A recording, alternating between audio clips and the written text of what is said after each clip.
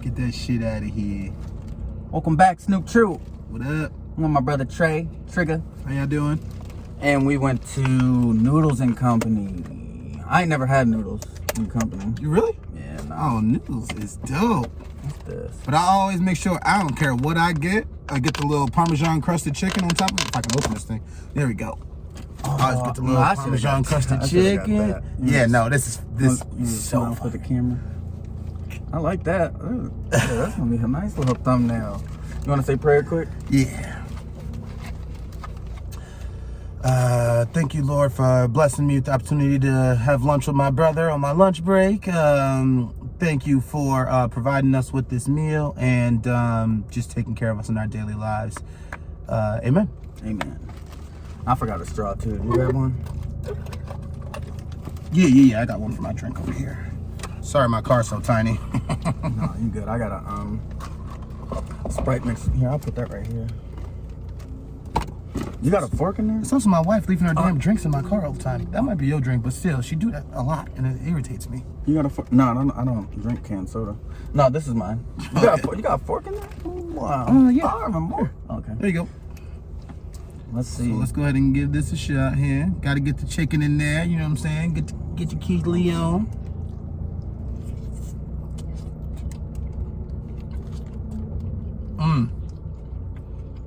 I'm about to start stealing all Buddy's phrases for show you right now. This is so good. This is good. What's these green things? I don't know. I'm gonna move this over like that. So we can get you more in there. What are your plans when you get back to Houston? I'm not sure. I'm waiting on a few things here. Like even today I was running around. I had to get some things in order. I had to go get some stuff notarized and then sent back in. And for some money and stuff and What's up? yeah. But also like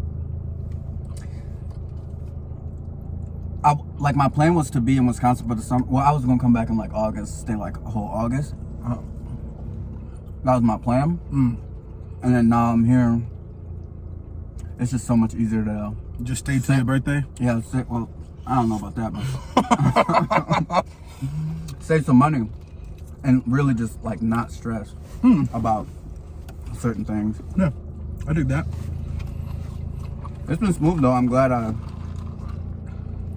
I stayed this long because it's I don't know, I've been able to really focus on just myself. Yeah, you know, that's good. I think we all kind of need that. This is a benefit for you just because you know you don't have no kids or nothing, you know what I'm saying? So it's a lot of times that's just kind of the stressful part of being a parent is you no longer just in the world by yourself. It's so much, I mean, and it's obviously not a knock on you, but to me it's so much easier to just figure out whatever stuff you got going on by yourself, you know what I'm saying? But when you lump in 2 kids and a woman, now all of a sudden it's like, dang, I got everything on my shoulders. It's just a completely different feeling. And it's not to say that I'm like fold or buckle because of it, but it's just more stressful. You know what I'm saying? Yeah. And, you know, that's why I just try to have like little hobbies and stuff that I do and things that I know are de-stressors. You know what I'm saying? I don't know about you, but ever since I've been in my 30s, it's like every year I see my friends like less and less. You know what I'm saying? Just because all of our kids are getting older. And Matt took Gemma to like Aruba this year. You know what I'm saying? He always taking her on trips. Alex and Christy, they went out to Tennessee to go stay at a cabin or something. You know, but everybody, especially in the summer, everybody's out doing everything and you know all of that. And you know what's funny is as we sitting in front of my job right now, I'm about to tell the camera that I'm calling in next weekend. I'm gonna send your boss this video too. Oh yeah, don't post it until I'm already gone. No, he don't know because I put in, I don't think what a lot of people understand up here is, it's probably a more prominent thing in like the South and with black people, but like, my boss actually thought that like, my vacation request was a request. It's not a request. This is me letting you know when I'm gonna be gone. I seen that's it. I seen somebody post on Facebook. They said My time off request got denied. Who gonna tell her? I know that's right. I'm just saying, like, and I actually really like my boss. So internally, it was a little harder than me for normal. When I didn't like my bosses, I didn't give a damn. Now I'm like, I feel a little, a little bad, but at the same time, like I told you, I don't see my friends that much. You know what I'm saying? So I got friends that live in California, Arizona, Illinois, and all that. They all coming up for this weekend. You know what I'm saying? What you doing? We go up to a cabin up in Rhinelander. That's in northern Wisconsin. That's pretty much where all the rich people who live in Illinois all have cabins. Oh yeah. And then they keep their cabins in Wisconsin for some reason. They don't know how to leave us alone. So Rhinelander is real small community. But they got one of the most beautiful golf courses I've ever seen in my life.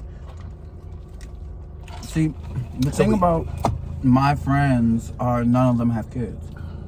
Yeah, so y'all all should be. So I see them all the time.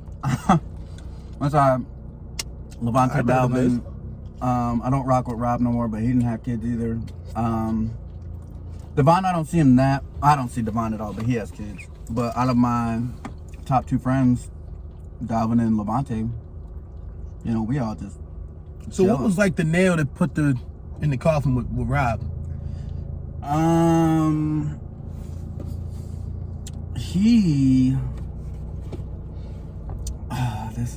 This gonna be a this gonna be a two-parter. TikTok.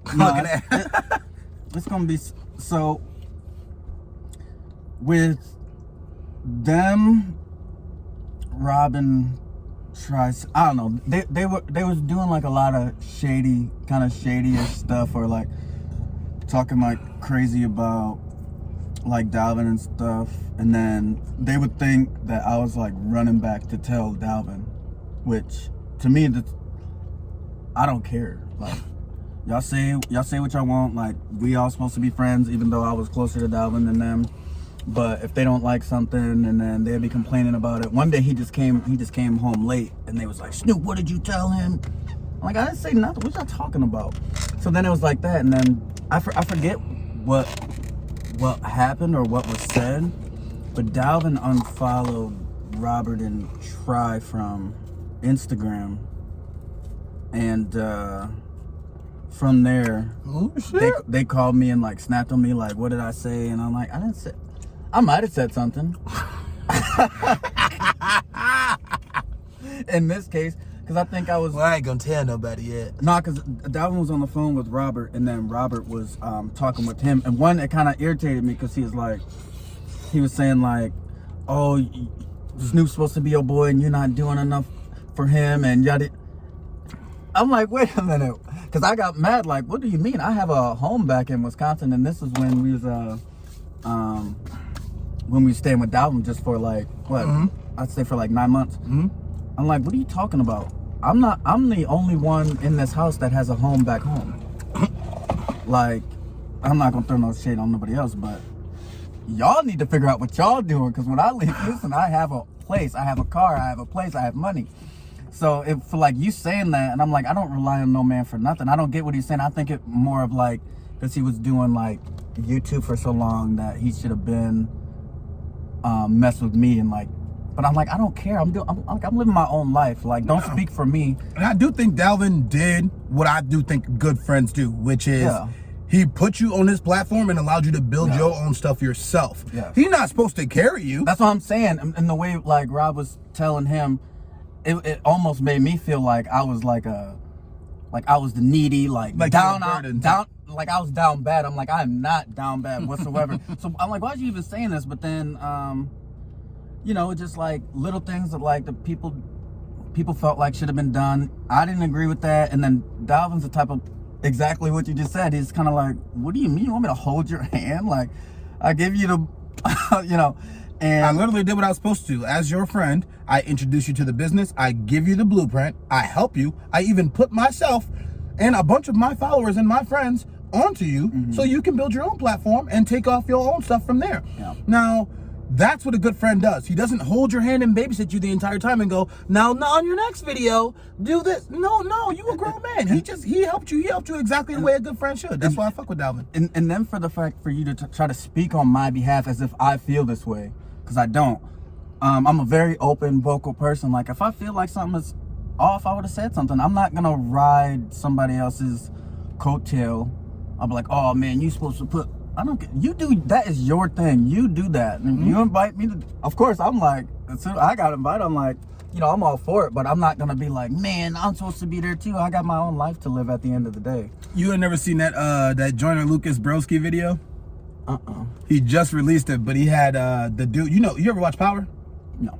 I see you missing it. But anyway, he made a video pretty much about like how his friend started off talking about how he proud of him and how much he accomplished and all that. And then he like, midway through the song, he like, and since you're doing so great, why don't you break me off a little bit? Because I've been there for you, right? And all this, but the way it went was like almost exactly the way you was describing like this interaction. It was like, I'm your homie, you're supposed to look out, no. I'm supposed to help put you on as a friend. If we really friends, I'm supposed to help put you on, but you got to learn how to navigate that stuff yourself. Once you're there, you're a grown man. Me personally, I can't wait to take the steering wheel once somebody show me how to do something, you know what I'm saying? Or give me some game. I'm like, bet, thank you. You can go ahead. I got this, But I'm not the type of person, to sit there and like even do that. I think Dalvin knows that too. I think, but and I know, like, even if I don't post for a while, Dalvin will be like, what you doing? Oh, you're right, I'm tripping. You just gotta post, whatever you're going through, low-key just gotta grind through it, put on a smile, yada yada yada. And I'm like, that's what I see a lot of content creators say that, hey, listen, you gonna have dips in your views, you gonna have dips in your whatever. You just gotta, keep posting, keep stay consistent and whatever. And so don't let the burnout get to you, and I think low views get to you. But then at the same time, like I was talking to James, he like, you got it made. Like you a pout if you only get like 2,000 views. But he's like, I'm happy if I get 100. So I'm like, damn, we kind of spoiled him that way, that Dalvin gave us a big enough platform to where I'm like, dang, that's a little ungrateful. So I really stopped like looking at views because. Well, obviously you want views because of the money, but I stopped like being ungrateful for it. Like, 'cause at the end of the day, 1,000 views is a good amount especially for most people. And it's never gonna be to where, unless you do something viral, super big. But anything, Snoop. The thing is though, is that viral stuff. That's the thing is, going viral is almost like if you're a content creator.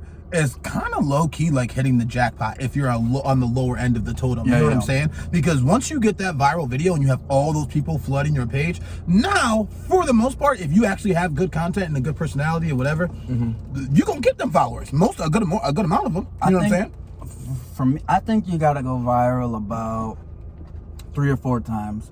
Because once I see somebody like 3 or 4 times, then I'll go. I think once you go viral, your other stuff is more liable to go viral.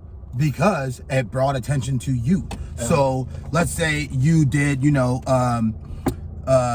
hypothetically, I'd say, once I seen a lot of people do this, right? They not content creators, but they just go on and tell a story on TikTok or something, right? Oh, I had this crazy thing happen to me. The story blow up. Next thing you know, they twerking on lives. They do. I'm just saying, in the hypotheticals, they twerking on lives trying to get their dollars up because now all of a sudden they like, oh, I can get money off this? Like, bet. All it takes is one. And you actually have a good personality and stuff to do. So we get the funding behind that from a viral video, and now all of a sudden it's like, hey, come on, Snoop Troop, we going to Aruba this week, and we gonna see how the food is there and all of that. And meet some friends and blah blah blah. But it's a different. You get to add. Going viral allows you to add. Be access to more content. You know what I'm saying? So pay for a videographer. Yeah. And do some dope stuff. Cause I know I got plenty of dope stuff I can do, but and I don't put that on nobody but myself. But you know who I think you should do a video with? Who? This might sound funny to you, cause I don't even know if you're cool with him like that. But I think you should do a video with Smigo. I was talking about it, cause I told him that that I want to get some music for my vlogs. And then he does music. I asked him like if his music is all. He's like, yeah, it's I'll give you permission to use the songs or whatever. And yeah, we was talking about it, but he was drunk and we in the club. Yeah, I know how that goes. I think I was bouncing or whatever, but I know how that go. But I think he cool with pretty much everybody in our family. So I think it's a move that only beneficial for you. But benefit, like I feel like right now where you at in your career, just with this stuff, it would just be beneficial to start doing like cross-platform stuff. You know what I'm saying? Oh, 100%. And we all know people, so it's just a matter of getting that and getting them, to come around. Dang, this is so good. I don't even want to eat all this right now. I actually thought about writing a Facebook status and opening up my platform to do some collabs with people out here, because I think there's only maybe one dude with a bigger platform than me out here. I only got 14 something thousand, but Mario Creates, he just snapped. He's a videographer though. That's different, but y'all could collab on a bunch of them. My phone overheated and I totally forgot what he was saying. But yeah, definitely I just want to make sure I'm doing the content that I want instead of like talking about it. You like do it first, and then because then there's so many things that just happen, and You know what would be a great one thing I feel like I feel like I can make happen. Maybe not like super soon, but like I feel like I know enough people to. Because in case y'all don't know, we live right in the same area as Tyrese Halliburton, NBA All-Star. Grew up like this next city over. He'd be in town taking pictures with all of our nephews and our friends' kids, all of that. So I think it would be dope to be able to get him on the show. Now that he's an all-star, especially, that would like skyrocket your stuff. You know what I'm saying? So, and I've known his dad for years because his dad reffed my YNBA games. But that's super nice dude. Street ball too. That's why when I seen him get drafted, I was like, hold on, that's his dad? I'm like, I've known Buddy for years. And the funny thing, I probably seen him in passing like so much at the Y as like a little kid, And it's crazy. He went to the NBA. I was like, man, and just think about it. Not only went to the NBA, he's a dog. He's a dog. And the best part about like seeing that to me is, I remember Quadri told me, he was telling me about him when he was like a junior, and he was like, I don't know how to explain this to you, man, but this dude make basketball look the easiest I ever seen anybody make it look. And I was like more than Mike? And he was like, even more than Mike. And I was like, dang. All right. So then, I checked out some of his college games, and I was like, man, this kid is so dope. He do make it look easy. Like, he make everything look effortless. And so yeah, it's cool that he just like honestly like humble dude. You know what I'm saying? Like cool, humble dude. He still get his hair cut by Paris. Oh really? Yeah. He is when I do sports betting, he never let me down. Really. You don't be messing up his parlays. Hey, that's how we gonna get you on the show. We gonna get Tyrese on the show. You don't be messing up his parlays. That's what's up. Parlay, you come through on the parlays. That's so funny. I'm not a gambler, bro. Y'all be tripping me out with all that, man. But I mean, I don't know. I see them people making good enough money off their parlays that I was like, I might dabble. Yeah. I mean, what was the most I made off the least amount? 1,000 off of $1. What's a smooth? You made a stack off $1? Yeah, you just make like through the parlays. It's probably like a 7 to 10 leg. I can't remember, but yeah. No, I don't gamble, but I can spare $1. Right. For a stack. Yeah. So when this NBA season come back, and that's the thing too, like, cause I was doing NBA and I don't know football like that, and I don't know baseball. So now I gotta. Do you not watch football? Not really. No. You tripping. Football season be having some of the best stuff to talk about. There's a whole situation where Aaron Rodgers right now was just hilarious.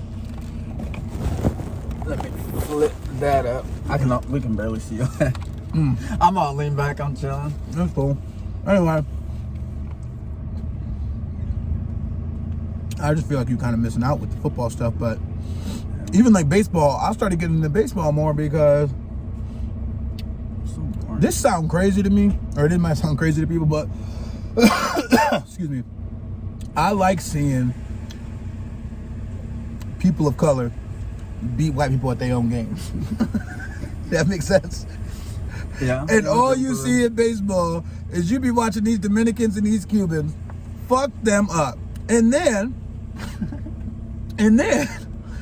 you had the Japanese dude come over here. Oh, yeah. When I tell you Shohei Ohtani is like breaking Babe Ruth records, yeah, that's what I mean. So I'm like, I'll be just watching and enjoying. I'm like, I don't even like baseball, but this is entertainment. Yeah, I love watching, just, you know how the camera pan over the crowd and you just see all the faces. Dang. I'm more of a, I like the underdog more than anything, and that's why I like, especially in basketball, like I root for the white guys a lot. Not Jokic, but I like Austin Reeves, and I was like a big Tyler Hero fan. Yep.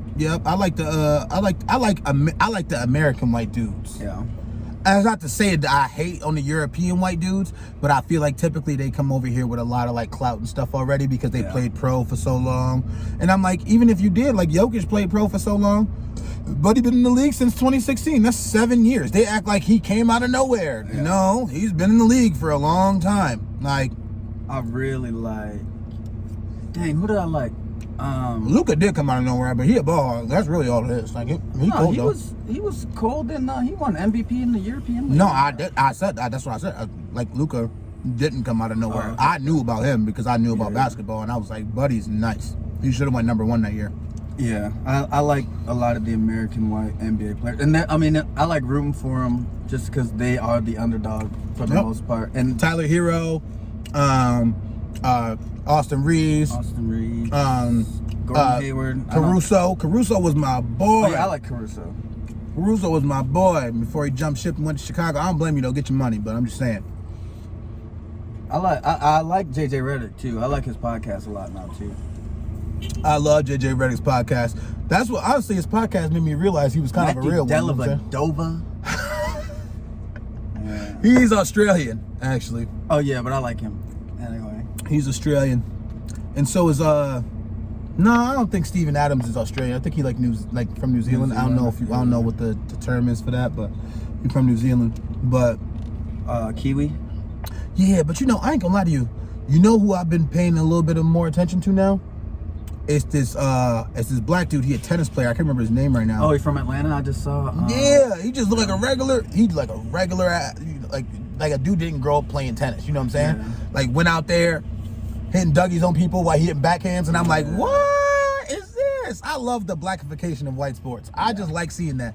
This is hilarious to me. I want to see somebody like drive a golf ball 400 yards and then just start like Harlem Shake. You know what I'm saying? Like I just want to like disrupt their systems. Like that's what the main point of it is. It's like I just want to disrupt everything I got going on, because typically what I realized is that this will be white people stuff, right? And then somebody colored will come along and just add a little bit of it and just make it way better. Yeah. You know what I'm saying? That's what black people did to baseball. That's what white people did to black people did to basketball. Well, pretty much everything. But I'm just being honest. Like, I just love seeing those systems where they're like, this is the right way. That's why people don't like baseball. Why do you think Colin Kaepernick did not want to play baseball? And the thing is, I think it's more American blacks doing it, not. I think it's American blacks now. Doing what? That add flavor to things. Because if you... I felt like that for the longest time, but I do feel like Western Africa now... Well, yeah, they copy. Not copy, but... No, not copy, but like, the thing is, I don't like to do the diaspora wars. You know what I'm saying? We all black. Like, right, but we come from different ethnicities and cultures, but at the end of the day, obviously, we were the driving force for such a long time. But I feel like they're catching up a little bit, and now they got their own little, like, subsets of, like, the same shit that we did, you know? All right, but look, I was talking with somebody the other day about... yesterday, that I think soccer will be big in America, but you don't see any real swag in soccer when you have all these African nations playing it. That's why I said that, because there's no swag. There's no like swag how African Americans do swag. And if we did, you would see that in soccer, but you don't.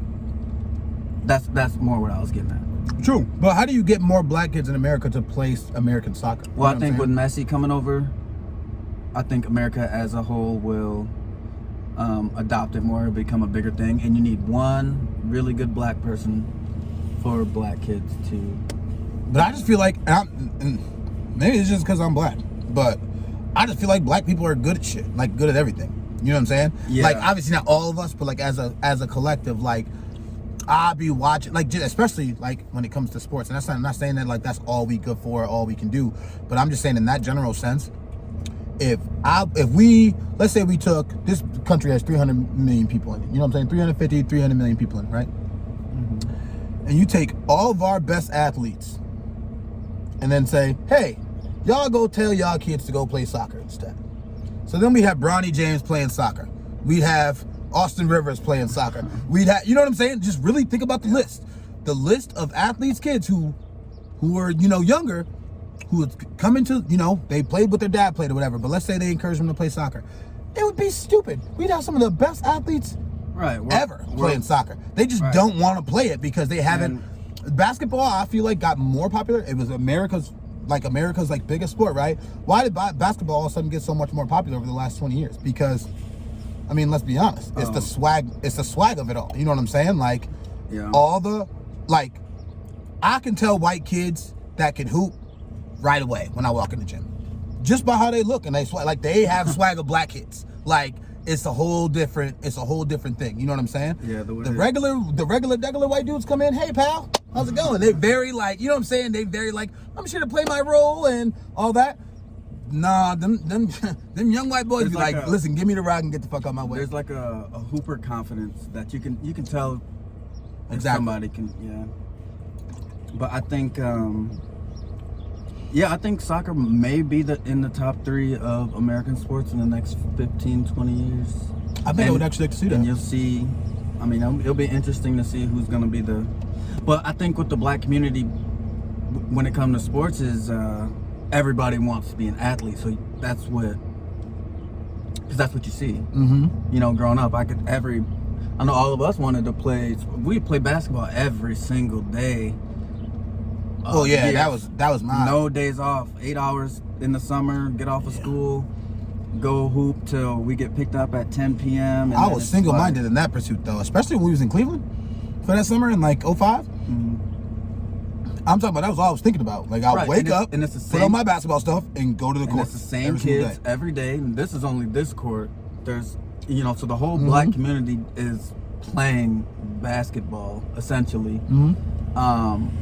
And then some people try to be the rapper, some people do the football. So you have damn near everybody, and you get the best out of it. I think that's probably the best of sports. Well, the hard part about it is though too, right? Is if in the black community, if we want our kids to be like, you know, let's say we don't want them all to be athletes, we want them to be doctors and lawyers and things like that nature, right? That's true. We do want those things. But at the end of the day, what happens when black people reach those limits or reach those peaks? Those highs, right? What happens when they do that? They get money. And they take their family and they get the fuck away from all the black people. This is the truth. You grew up in the hood, so you want to move out of the hood, right? But because you got money and you don't want to get robbed every day, whatever, it makes sense, right? I heard Tupac say this, like, I can't live in the hood because I got money. And if I don't want to go nowhere where I'm not like really known or welcome or whatever, then people looking at me sideways, this is the only safe place for me to be. So, you know, that kind of deal. What we need, in my opinion, is just a safe place for black people of affluent means to go to and I think you gotta build communities. You know what I'm saying? Yeah, like, you gotta go to the South. There might be. It could be all done in the South. I ain't been in the South. I know Atlanta has very like rich black neighborhoods. I'm sure most places in the country. No, I'm not saying they don't. I'm saying in a general sense though, over like the entire country, is like that's what you want to see. If you want to see more black doctors, more black nurses, more black lawyers, all these people of like high professions, and you want your kids to aspire to be things of that nature, they got to be around it. They got to see it. You know what I'm saying? Yeah. If we growing up, all we seen is rappers and athletes. We want to be rappers and athletes. Right, you know what I'm saying? Right, and that's why like TV representation is so important too. That's why I really absolutely. I thought I liked Dr. Ben Carson because I'm like, he was very respected and regarded as one of the best doctors, best hands, and all that. But then you going out and speaking against black people. I mean, like, it really sucks that like you can't take of what you are and you can inspire black people. Instead, you're doing like well, black people shouldn't be. I'm like, come on, man. Pull yourself up by your bootstraps. You almost had it going on. You even lied to help your community, you know.